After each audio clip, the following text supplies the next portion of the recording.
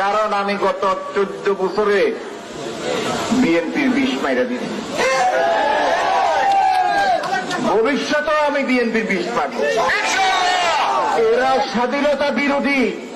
আমি আগেও বলেছি, আমি আবারও বলছি, আওয়ামী লীগের মতো এত বড় একটা দলকে নিষিদ্ধ করা এবং তাকে কোনো কিছুতে অংশগ্রহণ করতে না দেয়া বাংলাদেশের রাজনৈতিক বাস্তবতার জন্য কোনো ইতিহাস বা একটা সুশাসন বয়ে আনবে না।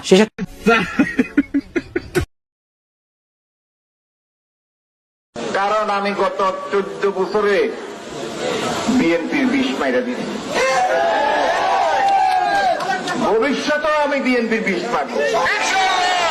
এরা স্বাধীনতা বিরোধী। আমি আগেও বলেছি, আমি আবারও বলছি, আওয়ামী লীগের মতো এত বড় একটা দলকে নিষিদ্ধ করা এবং তাকে কোনো কিছুতে অংশগ্রহণ করতে না দেয়া বাংলাদেশের রাজনৈতিক বাস্তবতার জন্য কোনো ইতিহাস বা একটা সুশাসন বয়ে আনবে না।